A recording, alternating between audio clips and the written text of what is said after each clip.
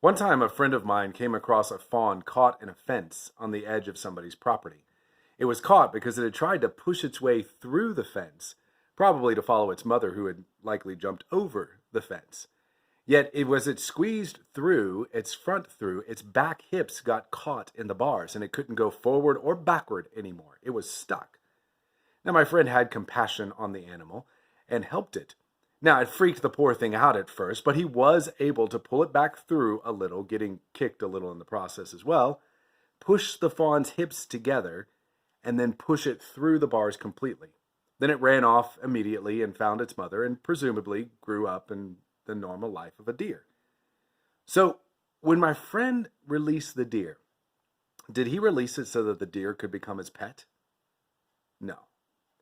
Did he release it and then tell the deer, "You're free, now you can go be whatever you want, a bear, a rabbit, or whatever kind of deer you want to be"? No. He released it, and the deer could be what it was designed to be, a deer. It wasn't released to do anything, it was released to be a deer, and to be exactly what it was designed to be.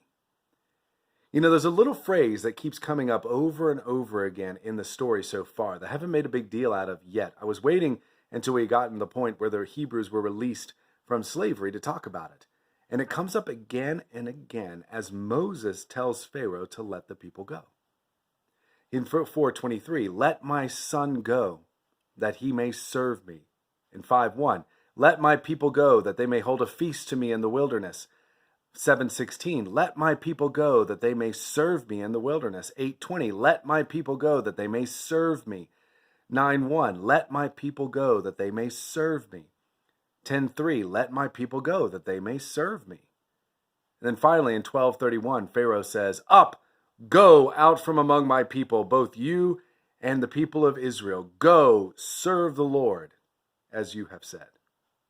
Over and over again, God commands Pharaoh to let the people go, but he wasn't redeeming them to do whatever came into their minds. He was redeeming them that they might serve God, that they might worship him, which is what being redeemed, which is them being redeemed to do what they were designed to do. You see, kids, redemption, freedom from sin, being freed from slavery to sin as the Hebrews were freed from slavery in Egypt, isn't us being freed to do whatever comes into our minds. We can't be freed from something to be something that we were not designed to be. You know, if my friend had tried to make the fawn his pet, he wouldn't have freed it, but just released it into another type of slavery. If God had redeemed us from sin and then told us to go be whatever we wanted to be, whatever came into our minds, that wouldn't be freedom either. It would actually be just another type of slavery to our own desires. Instead, God redeems us for the same reason that he redeemed the Hebrews from Egypt, to worship him, to serve him. That is actually true freedom. You see, this is what we were designed to do, to worship God. Adam and Eve in the garden were created to worship God, and it is what we will be able to do perfectly one day when we get to heaven and the new heavens and the new earth. We were designed to do it. And if you really want to experience true freedom, you need to give ourselves over to it. We need to do what we were designed to do. You see, you were designed to worship God, and you will enjoy life the most if you give yourself over to God. That's why the first question of the Westminster Shorter Catechism asks, "What is the chief end of man?" And it answers, the chief end of man is to glorify God and enjoy him forever. Since it's what we were designed to do, to glorify God, it is also what will bring us the most joy forever, worshiping him. But you know, worship doesn't mean just what we do on Sundays.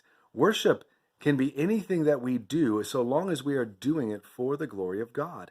Whatever it is, a job, homework, building something, reading, playing with your friends, talking to someone, we do those things consciously for the glory of God. And when we do, we are worshiping him. You can bring God glory when you're spending time with your friends if you treat them with the love that God has treated you and put them before yourself. You can glorify God in your homework if you do it as if you were doing it for him, which you are, by the way. And when we do that, we worship him in everyday life, and we find out what true freedom feels like. Freedom to worship him and to enjoy him.